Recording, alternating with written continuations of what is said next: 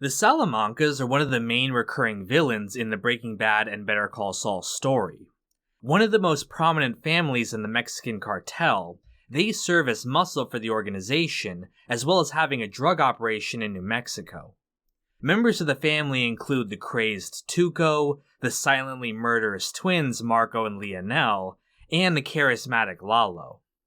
The patriarch of the Salamanca family is Hector Salamanca. A ruthless and cruel gangster, he was one of the main leaders of the cartel alongside Eladio and Juan Bolsa. As a Don, Hector is responsible for some of the most violent and atrocious acts of the cartel. However, by the time of Breaking Bad, Hector is a wheelchair-bound old man, unable to even speak. As I talked about in a previous video, Gustavo Fring hates Hector for murdering his chemistry femboy Max, and plans a decades-long scheme to get revenge on him and the entire cartel. Gus takes pleasure in psychologically torturing Hector with the downfall of his criminal organization and the deaths of his family. And on some level, this is justified, as Hector was a vicious scumbag. However, part of me always felt torn when watching these scenes. As bad as Hector was in his life, in the present day, he's a crippled old man, unable to fight back or even cry out as his family is ripped away from him. It's all the more tragic given Hector's philosophy that family is everything. Gus, though a reasonable man on the surface, shows his worst side when dealing with Hector, and it left me conflicted on who to support in their fight. So in this video, let's go over Hector Salamanca, and see if there's anything sympathetic about this old narco.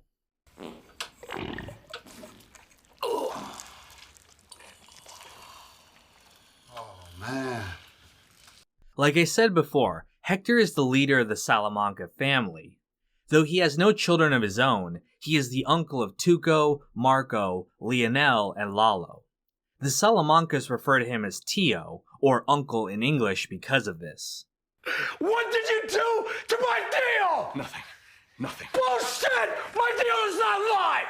Hector was a founding member of the cartel alongside Juan Bolsa and the boss of the organization, Eladio Fuente. Hector says that the Salamanca family was the driving force behind the cartel, providing the most money and blood for the organization. The fact that we see more Salamancas than any other family in the cartel supports this claim. Me and my family, we built this whole business. We all did together. No! Salamanca did! Salamanca money! Salamanca blood! However, despite the Salamanca's critical role in the formation of the cartel, Don Eladio did not seem to like Hector. When Hector comes to see him at his hacienda, he goes for a hug, but Eladio only shakes his hand. He later hugs Bolsa and is very happy to see Lalo, so it seems like this is a personal dislike of Hector himself, not the Salamanca family. Part of this is his leadership style. Eladio liked to pit Hector and Gustavo against each other, ensuring that they would work harder to surpass each other and thus make more money for him. It also meant that they would never unite and try to overthrow him. Still, if we were to get along too well, I'm sure Eladio wouldn't like that, would he? However, it seems to go beyond that. When Hector is later paralyzed and left wheelchair-bound, Eladio makes fun of his bell, as well as taunts him with the fact that he can no longer have sex with women. Bolsa seems to find this distasteful, and it seems to be a personal problem that Eladio has with Hector. Hector too seemed to dislike Eladio. In a flashback, we see him pissing into Eladio's pool, a clear sign of disrespect. As we saw in The Sopranos, peeing into someone's pool is a way of getting some petty revenge when you have no other real options. Perhaps Hector, feeling disrespected because of Eladio's treatment over the years, took the only revenge he could in this little act. Despite this animosity, though, Hector was deeply loyal to the cartel. He's distraught when he learns of Eladio's death, and refuses to cooperate with the feds, even against the people who killed or betrayed his family, like Gus or Jesse. I told you, numbnuts, this guy's OG. Oh, yeah. Kept his mouth shut for 17 years in San Quentin. Stroke or no stroke. Old school gangbang Mexicans don't help the feds. That's not to say that Hector is not a vicious criminal. He commits numerous heinous acts, including the murders of Max, the murders of his driver and the witness who discovered him, and the burning down of a hotel whose owner disrespected him. He also threatens Mike's family in order to get him to cooperate. However, Hector's one redeeming quality in all of this is his love of his family. He is deeply protective of his nephews.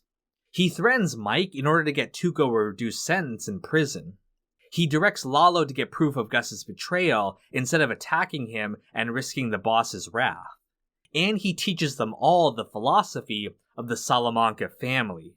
When the twins Marco and Lionel were kids, Marco broke one of Lionel's toys. Angry, Lionel said that he hated his brother and wanted him dead. Hector then held Marco's head underwater, threatening to kill him unless Lionel stopped him. Lionel then hit Hector in order to save his brother. As brutal as this lesson was, it was done to impart to them the lesson that family is all. La familia es todo. Hector's philosophy is in stark contrast with Gustavo's. Where Hector believes in family and more personal aspects such as blood for blood, Gus believes in rationality and treating drug dealing like a business. He's dispassionate and cold-blooded, which is why he and Hector are enemies from the start. Gus's very nature is in opposition to Hector's philosophy. This makes it all the more tragic when Gus slowly destroys that family. In revenge for killing Max, Gus systematically kills everyone close to Hector, including his nephews. It's even revealed in Better Call Saul that Gus is responsible for Hector's condition after his stroke, saving his life but only giving him enough medical care to keep him paralyzed and wheelchair bound. Now, on some level, this can feel like justice. After all, Hector did murder Gus's partner Max in cold blood, and along with all the other evil things he's done in his life, he deserves to suffer for his crimes. And it's not like his nephews were innocent either. Tuco, the twins, and Lalo were all vicious murderers who killed innocents and people not in the game, and again, they arguably deserve their fate. But are we really supposed to celebrate Gus torturing an old, crippled man? Sure, the cartel deserved to be destroyed, but this prolonging of Hector's life, only for him to continue to suffer at Gus's hands, is deeply disturbing. Gus tells Hector a story of when he was a child and he tortured a small animal for stealing fruit from his family's tree. This is psychotic behavior, and as reasonable as some of Gus's actions can appear, it's hard to justify sadistic pleasure in his enemy's suffering like this.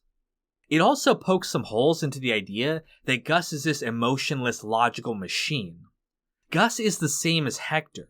He's motivated by his love for the people close to him, and driven to seek revenge on their behalf. It's the same as the blood for blood philosophy he pretends to be above. And, ironically, it's this very similarity that allows Hector to get revenge on Gus. When Walt and Gus have a falling out, Walt allies with Hector to take him out. Walt straps a bomb to Hector's wheelchair and lures Gus to him in a nursing home. Though Gus would be safer having his men take Hector out for him, he can't deny himself the final pleasure of killing Hector himself. It's this personal action that leaves him exposed, and with nothing left to live for, Hector is able to take out his lifelong rival. Though pitted as polar opposites, Gus is more like Hector than he would probably like to admit. Just like him, he's also willing to do horrible things in order to get the revenge he desperately wants. Though perhaps not as wanton as Hector, Gus is willing to threaten the lives of innocent people, such as Nacho's father and even Walt's infant daughter. It's even hinted that he may have been the one who ordered the murder of Tomas, the child working for his dealers. Are you asking me if I ordered the murder of a child? I would never ask you that. I bring all of this up not to paint Hector as this sweet old man. Even in his old age, he's still a gangster through and through. But as bad as he was in life, I could never fully get behind Gus's torture. Watching the scenes between the two of them left me really conflicted on who to root against, and I think that's the beauty of the characters. The conflict between the two was one of the best parts of the story, and the gray nature of the conflict makes Gus's character that much more interesting. He's not this unfeeling machine of logic and business. He's a man driven by his passions, the same as Hector, and it's this very similarity that ends up destroying them both. It's poetic in a way, and definitely changed how I viewed Hector. But that's just my opinion. Let me know what you thought of Hector Salamanca in the comments, and stay tuned for more Breaking Bad videos coming soon. You go see Hector? Fucking paraplegic? Why don't you make him some fucking eggs? Obsc Racing Media, Daz J Kid, Sam Cedarland, Celery Man, Jenna Marie Johnson, Brad Smith Studios, Uncle Mike, Matt Joyce, Countess von Zarevich, and Luke P.